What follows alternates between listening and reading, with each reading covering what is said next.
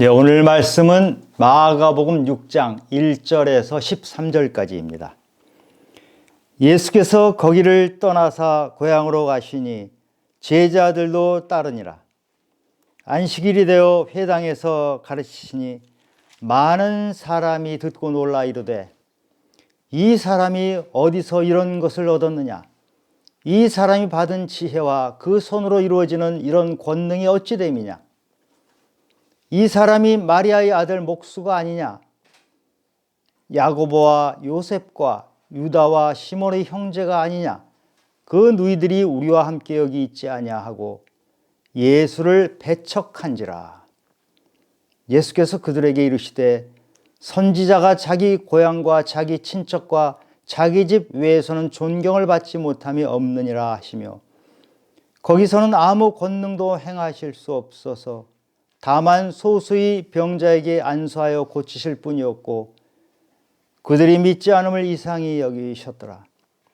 이에 모든 촌에 두루 다니시며 가르치시더라.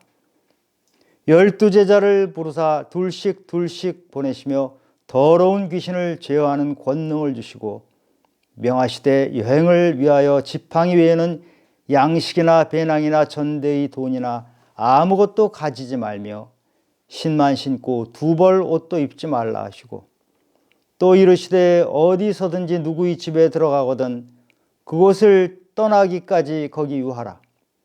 어느 곳에든지 너희를 영접하지 아니하고 너희 말을 듣지도 아니하거든 거기서 나갈 때 발 아래 먼지를 떨어버려 그들에게 증거를 삼으라 하시니 제자들이 나가서 회개하라 전파하고 많은 귀신을 쫓아내며 많은 병자에게 기름을 발라 고치더라. 아멘. 여러분, 가장 가까운 사람, 가장 친한 사람에게 외면받고 박대를 받아본 경험이 있으시죠? 사람이 살다 보면 정말 이렇게 괴롭고 씁쓸하고 이런 경험을 할 때가 있어요. 매우 황당하고 당황스러운 경험이지만 가끔 겪는 그런 일입니다. 오늘 예수님께서 고향인 나사렛 마을을 가셨는데 고향 사람들로부터 배척을 당합니다. 여기서 그냥 배척을 당한다 이렇게 돼 있지만 누가복음 4장에 보면 예수님을 마을 바깥으로 내어 쫓아버리고 낭떠러지로 밀어서 죽여버리려고 합니다. 예수님은 나사렛 고향 마을에서 30년 가까이 살았습니다. 그러면 이 고향에 오래간만에 찾아온 예수님을 사람들이 크게 환영할 것 같은데 무슨 이유로 이렇게 배척을 했을까요? 예수님은 고향 사람들이 이렇게 배척할 것을 알지 못하고 고향을 찾아가신 것일까요? 예수님은 공생애를 가버나움에서 주로 보내시면서 많은 기적을 행하시고 말씀을 가르치셨습니다.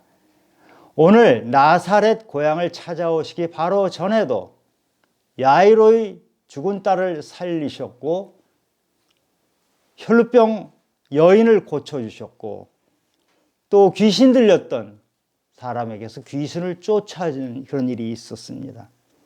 고향 사람들은 예수님이 이렇게 기적을 행하셨다는 소문을 다 들어서 알고 있어요. 오랜만에 고향을 찾아오신 예수님이 회당의 사람들을 모아놓고 말씀을 전합니다. 2절에 보니까 안식일이 되어 회당에서 가르치시니 많은 사람이 듣고 놀라 이르되 이 사람이 어디서 이런 것을 얻었느냐? 이 사람이 받은 지혜와 그 손으로 이루어지는 권능이 어찌 됨이냐? 나사렛은 갈릴리에 있는 마을인데 갈릴리는 이방의 갈릴리라고 부르는 유대 사람들이 볼 때는 매우 변방 지역이에요. 그 중에서도 나사렛은 벽촌입니다. 예수님 제자로 됐던 나다나엘이 처음 예수님 얘기를 듣고 나사렛에서 무슨 선한 일이 날 수 있느냐 이렇게 말했던 좀 다른 사람들이 비웃는 그런 벽촌 마을이에요. 이런 벽촌 마을에 있던 예수님이 나가셔서 유명해져 가지고 돌아오셨잖아요.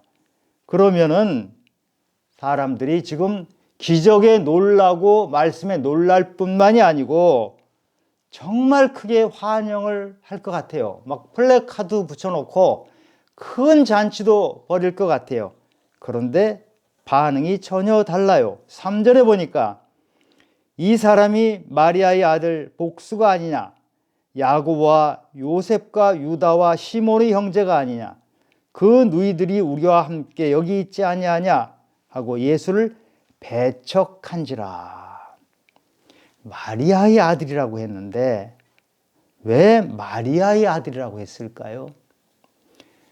마을 사람들은 마리아가 예수님을 배웠을 때, 임신했을 때 성령으로 임신한 것을 알 턱이 없어요.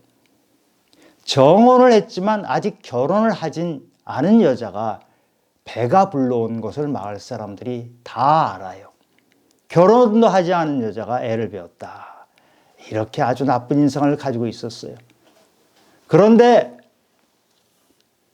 남편 요셉이 조금 젊었을 때 돌아가셨어요. 그래서 마리아는 일찍이 과부가 된 거예요. 과부가 된 마리아가 애들을 키운 것이죠. 그러니까 마리아는 결혼도 하지 않고 애를 낳았고 일찍이 과부가 된 그런 여자다. 그래서 마리아의 아들이다 하는 것은 지금 비아냥거리는 거예요. 거기다가 예수님 직업이 목수였잖아요. 목수인 주제에 뭐 대단치 않은 그런 직업 가지고 그런 일 했던 그 주제에 그러면서 또 예수님의 동생들이 6명이 이상이 될 텐데 그 동생들이 지금 마을 사람들하고 함께 있어요. 우리가 동생을 뻔히 아는데 그리고 예수가 어릴 때부터 여기서 어떻게 자랐는지 우리가 다 아는데 아니 갑자기 무슨 기적을 행하고 메시아 행세를 하다니 이러면서 배척을 한 거예요. 이 벽천 마을에서 큰 인물이 났으니 자랑이라도 해야 될 것 같은데 사람들이 반응이 정반대로 예수님을 배척하고 있는 것이죠. 마을 사람들은 예수님을 30년 가까이 어릴 때부터 보아왔어요. 그러니까 예수님에 대한 과거를 모두 알고 있고 그 과거가 고정관념으로 선입관으로 이 마을 사람들에게 굳어진 것이에요. 그러니까 예수님이 공생애를 시작해서 지금 메시아가 돼서 오셨는데 이 나사렛 마을에 일부러 찾아오셨는데 이 나사렛 마을 사람들은 예수님의 과거, 목수, 마리아의 아들 거기에 묶여 있으면서 자기 마을로 찾아오신 예수님 메시아를 놓쳐버린 거예요. 우리의 선입관, 과거의 생각들이 이렇게 메시아를 놓치는 것처럼 이런 일을 일으킬 수가 있어요. 이 선입관과 함께 찾아온 것이 시기와 질투입니다. 여러분, 인간의 감정에 시기, 질투가 있죠. 그런데 이 시기, 질투는 멀리 있는 사람, 내가 잘 모르는 사람에게 시기, 질투하는 법은 거의 없어요. 우리가 미국 대통령 트럼프를 시기, 질투하지 않잖아요. 누구를 시기, 질투하냐? 형제, 자매, 가까운 친구, 친척 이런 사람들을 시기, 질투하면서 자기와 비교를 하게 됩니다. 성경의 최초의 살인사건, 가인이 아벨을 죽였잖아요. 가인과 아벨 사이에는 큰 다툼이 없었어요, 사실. 가인이 아벨을 죽인 이유는 하나님께서 자기는 인정하지 않고 아벨을 인정하니까 그 시샘이 나서 시기, 질투 때문에 죽인 것이에요. 성경에 보면 형제들 간의 다툼이 많이 나옵니다. 그 많은 다툼을 보면 한결같이 시기, 질투 때문에 이렇게 형제를 죽이는 일이 있어요. 선입관에다가 이 시기, 질투가 겹쳐지니까 이 나사렛 사람들이 예수님을 배척하게 된 거예요. 어린 시절부터 몫으로 일하는 거 다 봐왔는데 갑자기 메시아 행세를 해? 아니 집까지 게 뭔데? 강아지 진짜 기억은 못하고 왜 저러고 다녀? 이러면서 예수님을 배척한 거예요. 그런데 예수님을 배척한 것은 고향 사람들만이 아니에요. 요 바로 전에 마가복음 3장에 보면 예수님이 형제들이 얘기를 들어요. 친족들로부터 얘기를 듣는데 예수님이 미쳤다. 미쳐서 돌아다닌다. 이런 얘기를 들어요. 그래서 예수님을 붙잡으러 오는 것이에요. 예수님이 이런 수모를 당해요. 형제들로부터 미쳤다는 얘기까지 듣죠. 그러니까 동네 사람들이 이렇게 하는 게 어찌 보면 이해가 될 만해요. 근데 예수님이 배척을 당한 것은 이때만이 아니잖아요. 나중에 사람들은 예수님을 십자가에 못 박아버려요. 왜 십자가에 못 박아버립니까? 유대 사람들은 메시아를 기다렸어요. 메시아가 오면 자기들을 로마의 압제로부터 해방시켜 줄 것이다. 이런 기대를 했죠. 정치적인 메시아를 기대를 했는데 예수님은 오병이어 기적에 문둥병자를 살리고 죽은 자 살리고 이런 놀라운 기적을 행하면서도 로마와 싸울 생각을 전혀 안 해요. 사람들이 실망을 한 것이죠. 그런데 사람들이 생각하기에 아니 메시아가 오면은 무슨 제사장이나 아니면 율법 학자 정도는 돼야지 저 깡촌 나사렛에서 목수 출신이 어떻게 메시아가 돼? 이런 생각까지 겹쳐지니까 예수님을 십자가에 못 박아 버린 것입니다. 예수님을 고향 사람들이 이렇게 비아냥거리고 배척하니까 예수님은 고향에서 아무 일도 하실 수 없었어요. 우리가 예수님을 인정하고 예수님을 나의 구주로 받들고 믿을 때 기적은 일어나는 것인데 그 많은 기적을 행하셨던 예수님이 막상 고향에 가서는 아무런 권능을 행하실 수 없었어요. 왜냐? 고향 사람들은 예수님을 메시아로 대하지 않고 톱질하고 대패질하는 몫으로 대우를 했기 때문입니다. 예수님께서 고향에서 이렇게 배척당할 것을 모르고 고향을 찾아가셨나요? 아니잖아요. 예수님은 이미 친족들로부터 미쳤다는 얘기를 들었어요. 형제들로부터 수모도 당했어요. 고향을 찾아가면 대단한 환영을 안 하리라는 것을 짐작을 하셨는데도 일부러 고향을 가셨어요. 근데 보통 고향을 찾아가면 혼자 조용히 가는 경우가 많잖아요. 근데 예수님은 제자들을 전부 데리고 가셨어요.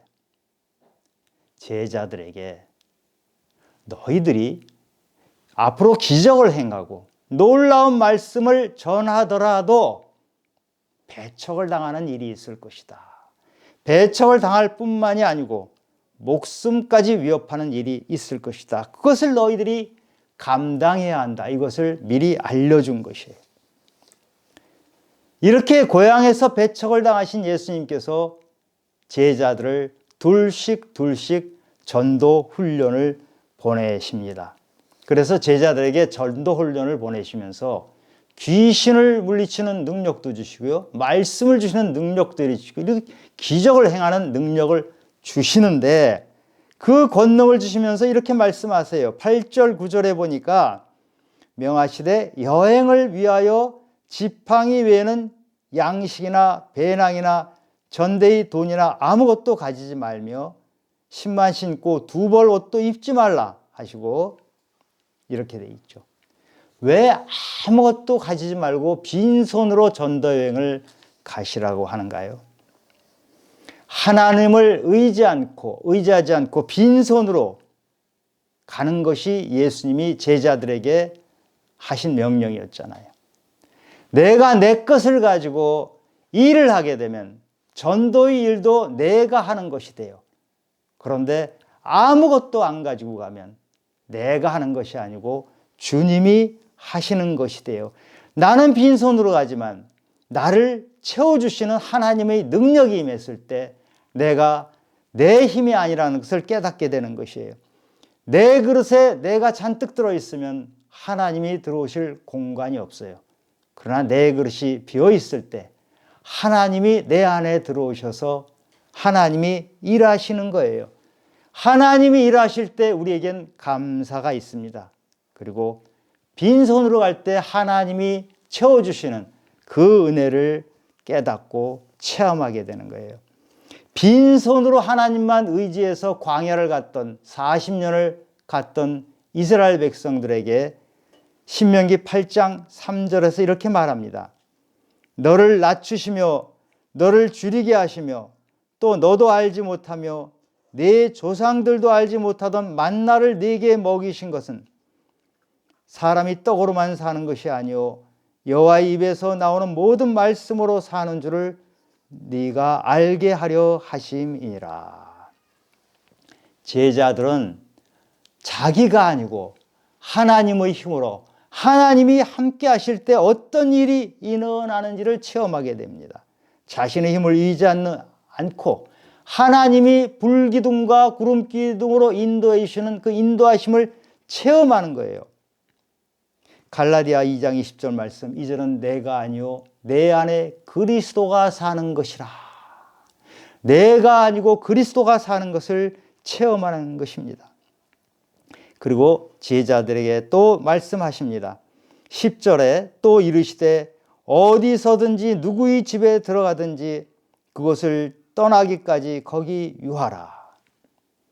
당시 이스라엘은 객이 오면은 매우 관대하게 대접하는 게 문화였어요. 손과 발을 씻을 물을 갖다 주고 먹을 것을 주고 잠도 재워주죠. 그런데 예수님께서 이 집 저 집 옮겨 다니지 말고 한 집에만 머물라고 하세요. 왜 그럴까요?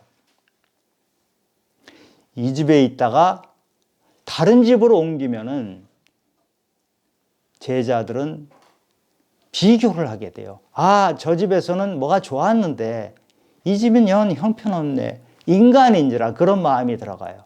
아니면 아, 저 집은 참 현찮았는데 지금 간 집은 참 좋네. 정말 복받을 집이네. 이렇게 대접을 잘해주네.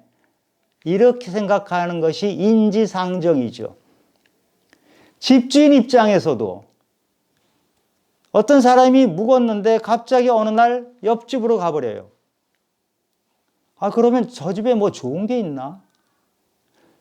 편안하게 살던 이웃집끼리 서로 분란이 일어날 수가 있어요. 시기, 질투 때문입니다. 그래서 예수님께서 옮기지 말고 한 집에만 있어라. 시기, 질투 때문에 분란이 일어나면은 복음이 들어가는 것이 아니고 괜히 마을에 어려움만 준다. 그래서 한 집에 머물라고 하신 것이에요. 지금 예수님 고향 나사렛 사람들은 과거에 묶여있는 사람들이에요. 예수님에 대한 선입관, 고정관념 때문에 예수님을 메시아로 모시지 않고 예수님을 대패질하고 톱질하는 목수 취급을 해버렸어요. 그런데 이렇게 우리가 과거에 묶여있는 것, 선입관에 묶여있는 것은 나사렛 사람들만이 아니에요. 우리가 몇 가지 예를 들어보면 지구가 태양 주위를 돌잖아요. 근데 갈릴레이가 지구가 태양 주위를 돈다고 얘기했어요. 그러나 당시에 태양이 지구를 돌고 있다고 믿는 사람들이 이 갈릴레이를 어떻게 취급했냐? 종교 재판에 회부하고 갈릴레이를 가택 연금으로 굉장히 오랜 세월, 몇십 년을 그렇게 살도록 괴롭혔습니다. 우리 조선시대에 남자들이 상투를 틀고 살았죠. 남자들도 머리를 안 잘랐어요. 그런데 개화되면서 조선이 깨이면서 정부에서 단발령인 걸 내렸어요. 단발령, 머리를 잘라라. 그럴 때 사람들이 어떻게 반응했냐면 내 머리를 자를지언정 내 머리카락은 자를 수 없다. 이렇게 크게 반발을 해서 전국적으로 데모가 엄청나게 번졌어요. 이게 우리 인간의 모습이에요. 과거에 묶여있는 인간의 모습이에요. 이렇게 과거에 머물러 있던 사람들이 메시아를 받아들이지 않은 거예요. 메시아를 배척하고 목수 취급을 한 것이죠. 과거에 묶여 있으면 앞으로 나가지를 못합니다.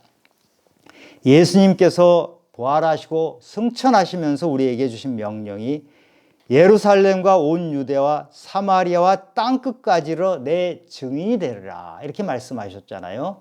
사도행전 1장 8절 말씀이죠.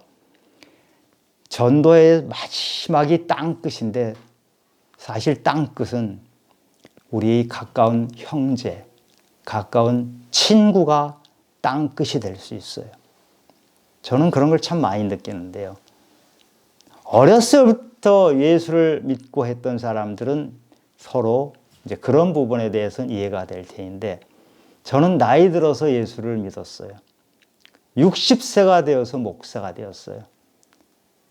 저는 어렸을 때부터 학교에서 같이 놀던 친구들, 또 형제 자매들, 제가 이렇게 변했거든요. 변한 모습을 그들에게 보여주면 그냥 쉽게 전도가 될 줄 알았어요. 그런데 그건 제 착각이었어요. 전도가 더 힘든 것이 형제 자매예요. 형제 자매는요, 그리고 친구들은요, 저희 지금 모습을 보는 것이 아니에요. 제 안에 남아있는 옛날의 모습, 어렸을 때, 철모를 때 함께 지내던 그 모습을 가지고 지금도 저를 보고 있어요. 그러니 제가 물론 예수 믿는다고 하면서 많이 부족함이 있겠죠. 인격이 아직은 부족할 겁니다. 그리스도의 향기가 덜 날 겁니다. 그런 면이 있기는 하지만 제가 아무리 변하고 새로운 모습으로 전도를 하더라도 가장 가까운 사람, 친한 사람을 전도하는 것이 가장 어려운 게 바로 이 사람들이 땅끝이기 때문에 그래요. 그런데 이 사람이 선입관을 가지고 과거에 묶여 있는 것은 우리가 남을 볼 때, 지금 나사렛 사람들이 예수님을 볼 때 예수님이 과거를 가지고 생각을 했잖아요. 그것만이 아니고 사람은 자기 자신을 볼 때도 자기를 과거에 묶어놓습니다. 과거의 자기의 모습, 고정관념, 그 선입견을 그대로 가지고 자기를 대해요. 과거에 내가 가지고 있던 지식과 경험, 그것을 새로운 것으로 바꾸질 않아요. 그것이 바로 고집과 완고함이라고 표현을 해요. 고집과 완고함을 가지고 세상을 사는 사람을 우리가 옛사람이라고 하잖아요. 사도 바울은 에베소서 4장 22절에서 너희는 유혹의 욕심을 따라 썩어져가는 구습을 따르는 옛사람을 벗어버리라 이랬어요. 옛사람은 본성대로, 욕심대로, 또 습관 그대로 살아가는 사람이에요. 그것이 익숙하고 편하거든요. 익숙하고 편한 것에서 벗어나질 않고 그대로 그걸 둥지를 틀고 사니까 자기 둥지 바깥으로 나오질 못해요. 바깥으로 나가서 새로운 것을 보고 새로운 것을 받아들여야 내가 성장하는 것인데 하나님은 우리에게 많은 달란트를 주셨어요. 달란트를 사용해라. 2배, 3배, 30배 늘려라. 그런데 달란트를 자기 과거의 모습에 그대로 묶어놔 버리기 때문에 우리에게서 능력이 나오질 않는 것이에요.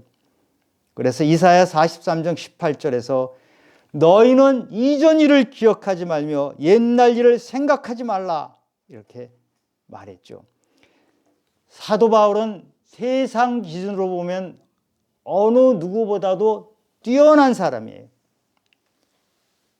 그런데 사도 바울이 예수를 믿고 나서 자기가 과거에 살았던 것, 의롭다고 했던 것들, 자기 생각이 절대적으로 맞았다고 생각했던 것들, 자기는 굉장히 착하다고 생각했던 것들, 나는 최선을 다하고 있던 모든 것을 다 배설물로 여기고 그리스도를 얻었다 이렇게 고백합니다. 그래서 빌립보서 3장 13절에서 뒤의 것을 잊어버리고 앞의 것을 잡으려고 달려간다 이렇게 고백을 합니다. 우리는 그리스도 안에 있는 사람들입니다. 내가 과거의 나의 모습이 아니고 이제는 내 안에 그리스도가 들어오셔서 나는 새 사람이 되었어요. 그리스도의 빛이 내게 들어왔고 새 생명이 나에게 잉태되었어요. 그리스도 안에 있으면 새로운 피조물이라. 이전 것은 지나갔으니 보라 새 것이 되었도다. 고린도후서 5장 17절 말씀대로 우리는 살아가는 사람들이에요. 예수님을 미쳤다고 생각했던 그 형제들이 나중에 완전히 바뀝니다. 예루살렘에서 베드로와 함께 지도자가 되었던 야고보, 그 사람이 바로 예수님의 형제 야고보예요. 야고보서를 썼죠. 그리고 유다서를 쓴 유다, 예수님의 형제예요. 예수님의 형제들이 이렇게 결정적으로 바뀐 이유는 무엇인가요?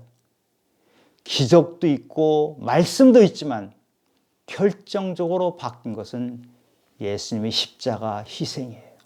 그리고 십자가에서 죽으시고 다시 살아나신 부활, 십자가와 부활을 경험한 예수님의 동생들은 전혀 새로운 사람이 돼서 예수님을 믿는 자로, 이스라엘 종교 지도자로 그렇게 바뀌었어요.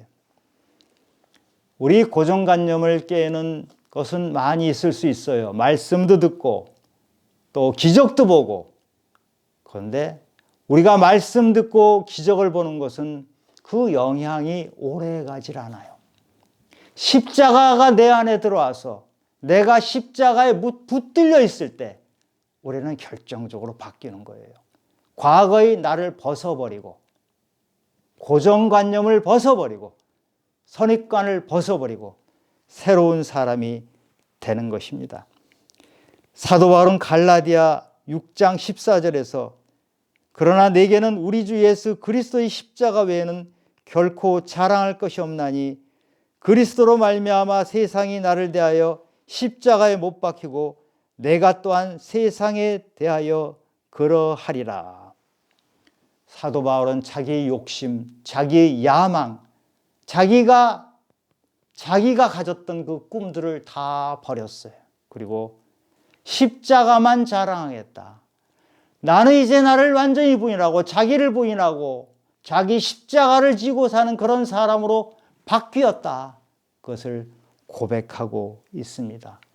우리가 모두 날마다 예수 그리스도를 닮아가는 삶, 십자가가 나의 삶의 지표가 되어서 십자가를 붙들고 살아가는 삶을 살아가는 성도님들이 되시기를 예수 그리스도 이름으로 축원합니다.